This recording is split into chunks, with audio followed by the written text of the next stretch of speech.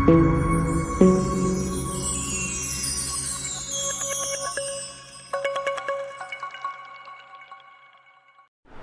Everyone, welcome to वर्णमाला classes. मैं हेमंत बसवाल और आज मैं रिव्यू करूंगा एंशिएंट इंडिया की एनसीईआरटी क्लास 11 की एनसीईआरटी एंशिएंट इंडिया का।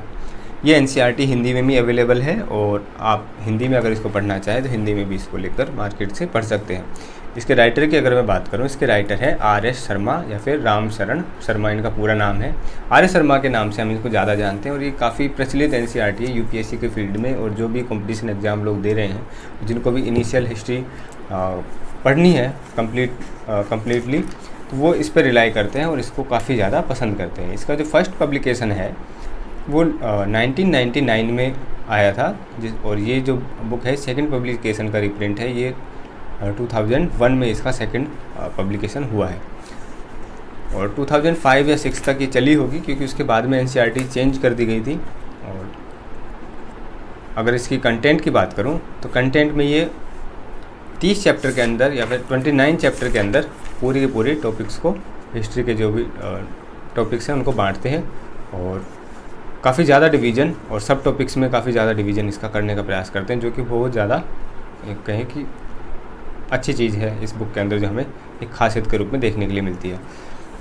फर्स्ट चैप्टर के अंदर ही importance of ancient Indian history की बात करते हैं कि उसका औचित्य क्या है, उसका पढ़ना क्यों आवश्यक है। जो मैंने कहा था कि जब हम मॉडर्न हिस्ट्री पढ़ते हैं तो जितने भी हिस्टोरियन रहे हैं जिन्होंने मॉडर्न हिस्ट्री पे काम किया, तो वो सबसे पहले जो जोर देते हैं कि एंशिएंट हिस्ट्री को सबसे पहले पढ़ना चाहिए। उसके बाद ही हम किसी भी सभ्यता का या फिर इंडिया की जो सिविलाइजेशन उसको हम अच्छे से जान पाएंगे, और मॉडर्न हिस्ट्री को भी तभी हम समझ पाएंगे किस प्रकार से वो आकार लेती है।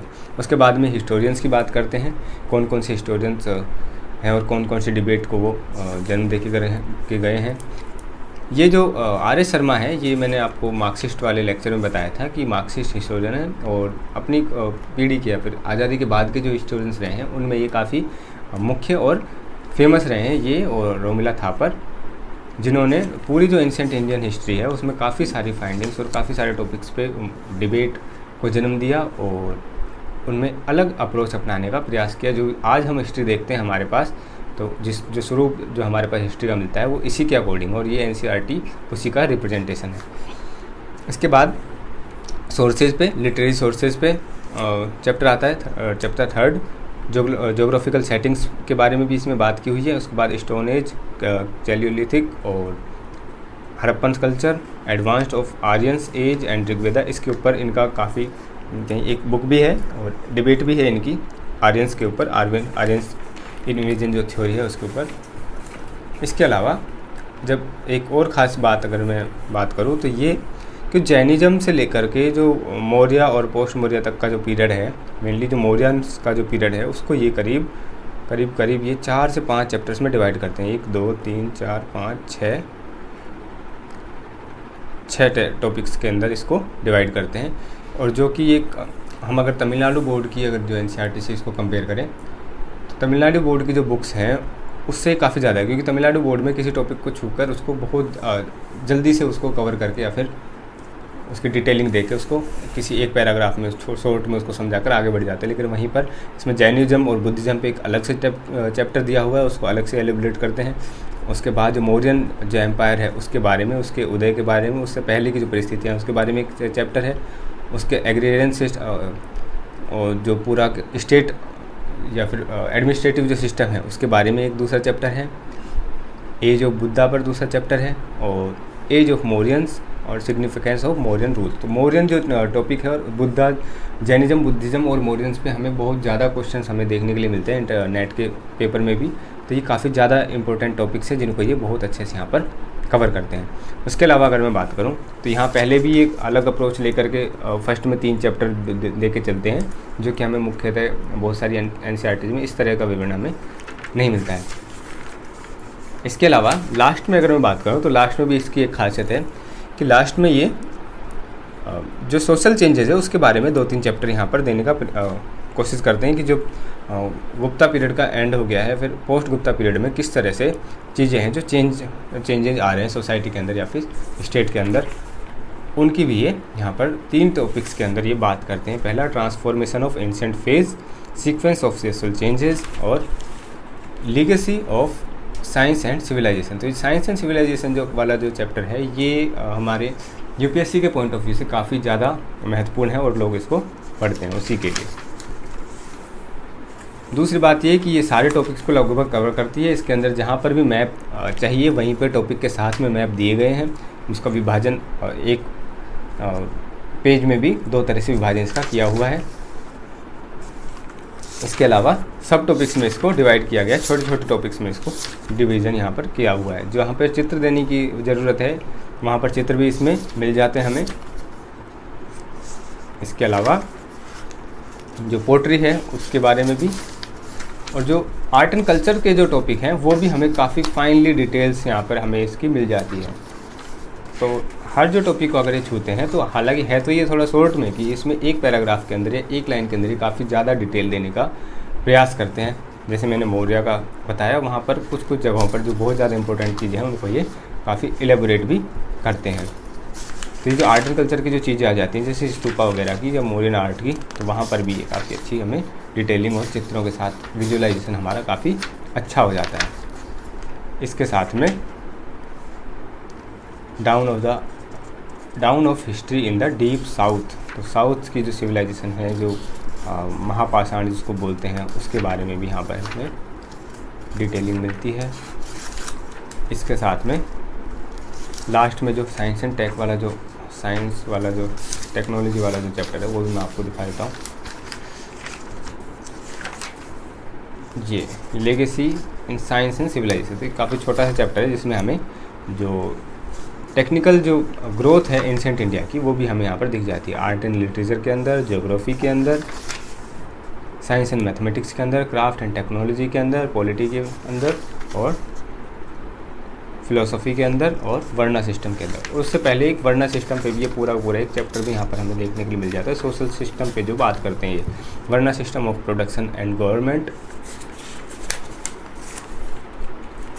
ट्राइबल एंड पेस्टोरल फेजेस, तो ये किस तरह से वर्ना सिस्टम का उदय होता है, किस तरह से वो थोड़ा सा रिजिड होता जाता है, उसके बारे में भी यहाँ पर हमें डिटेलिंग मिल जाती है। तो ये इंपॉर्टेंस हो जाती है हमारे जो यूपीएससी के पॉइंट ऑफ व्यू से, और जो नेट जेआरएफ का जो एग्ज़ाम है उसके पॉइंट ऑफ व्यू से हमें काफ़ी ज़्यादा हेल्पफुल बुक होती है। इसकी मैं सीमाओं की भी बात करूँगा कि क्या इसकी लिमिटेशंस हैं जो हमें दूसरी चीज़ों को देखना पड़ता है इसके अलावा। तो और दूसरी सबसे लास्ट जो खासियत मैं इसकी बात करूँ तो वो ये है कि इसके अंदर बिब्लियोग्राफी दी हुई है, तो जो अच्छी बुक्स में हमें देखने के लिए मिलती है। लेकिन एनसीईआरटीज़ में मैंने 2 एनसीईआरटीज़ का रिव्यू किया है, किसमें भी बिब्लियोग्राफी हमें देखने के लिए नहीं मिली थी। यहाँ पर हमें बिब्लियोग्राफी और इंडेक्स हमें पूरा इसमें देखने के लिए मिलता है, जो किसी भी अच्छी रिसर्च स्कॉलर की जो बुक होती है उसके अंदर हमें देखने के लिए मिलता है। और दूसरी बात ये कि हम इस पर पूरी तरह भरोसा कर सकते हैं कि अच्छे हिस्टोरियन रहे हैं अपने टाइम के, और इन्होंने काफ़ी अच्छे से जो 11th क्लास के जो स्टूडेंट्स हैं उनके लिए इसको लिखने का प्रयास किया है कि पूरी की पूरी हिस्ट्री को एक बार उनके सामने रख दिया जाए, फिर उसके बाद में वो और दिमाग में क्वेश्चन भी डाल दिए जाएँ और उनका हिस्ट्री के अंदर इंटरेस्ट जगे और आगे वो रिसर्च के फील्ड में काम कर पाएँ। लिमिटेशंस की अगर इसकी बात करूँ तो लिमिटेशंस इसकी ये है कि ये एक जो हिस्टोरियन है, मार्क्सिस्ट हिस्टोरियन है, तो पूरा जो अपना पॉइंट ऑफ व्यू वही रखते हैं। लेकिन साथ में इसके बुक के अंदर जब ये लिखते हैं तो इस बुक के अंदर ये जो किसी भी हिस्टोरियन की या फिर किसी भी स्कॉलर की जो खासियत होती है कि अदर जो स्कॉलर्स हैं उनके भी पॉइंट ऑफ व्यू को ध्यान में रखते हैं, तो इसके अंदर वो थोड़ा सा ध्यान में रखने का प्रयास करते हैं। डिटेलिंग इस प्रकार दी गई है कि हम शॉर्ट में ही उन चीज़ों को ज़्यादा से ज़्यादा चीज़ों को ये बताने का, और जो अगर डिबेट है तो उसको भी उसी शॉर्ट में ही उसको शामिल करने का प्रयास ही कर देते हैं।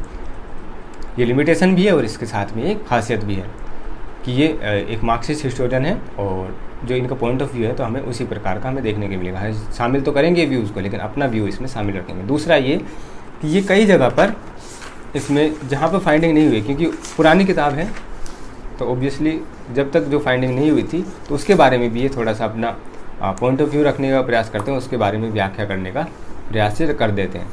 इसके अलावा जो हमें चीज़ इसमें एक मिसिंग लगती है वो ये कि इसमें नई जो फाइंडिंग्स हैं, नए जो रिसर्च और नई एक्सकवेशन हुए हैं, उसके आधार पे जो डाटा है वो हमें इसके अंदर देखने के लिए नहीं मिलते हैं। तो उसके लिए हमें उपेंद्र सिंह की बुक या फिर और कोई बुक, अभी तो मेनली उपेंद्र सिंह की ही बुक लाइमलाइट में है, तो वही हमें सबसे ज़्यादा महत्वपूर्ण लगती है, लेकिन वो काफ़ी बल्कि है। तो अगर हमें शॉर्ट में एंशिएंट हिस्ट्री चाहिए कम्प्लीटली तो उसके लिए काफ़ी बेहतर ऑप्शन है, और यूपीएससी वालों के लिए तो सबसे बेस्ट ऑप्शन है, क्योंकि इसमें एक जगह पर ही उनको बहुत सारी चीज़ें दे दी जाती हैं। और जब हम नेट जेआरएफ के लिए बात करते हैं, तो इसको पढ़ने के बाद अगर आपको नई फाइंडिंग्स के बारे में पता करना है तो आप आर्या का जो नोट्स है या फिर कोई और नोट्स से भी आप उसको कवर कर सकते हो, और इसको आप बेस बुक बनाकर एक बार पढ़ना ही चाहिए। अगर ये भी नहीं पढ़ रहे हैं तो आप नई जो एनसीईआरटी है उसको भी देख सकते हैं, लेकिन नई एनसीईआरटी में हमें एक लिमिटेशन ये देखने को मिलती है कि नई एनसीईआरटी में सारे के सारे टॉपिक कवर नहीं होते हैं। तो ये है इसकी खासियत और इसकी लिमिटेशंस, और ये इंपॉर्टेंट हो जाती है यूपीएससी एस्पिरेंट्स के लिए, यूजीसी नेट, और जो टीचर्स के एग्ज़ाम दे रहे हैं या फिर असिस्टेंट प्रोफेसर के जो एग्ज़ाम दे रहे हैं उनके लिए।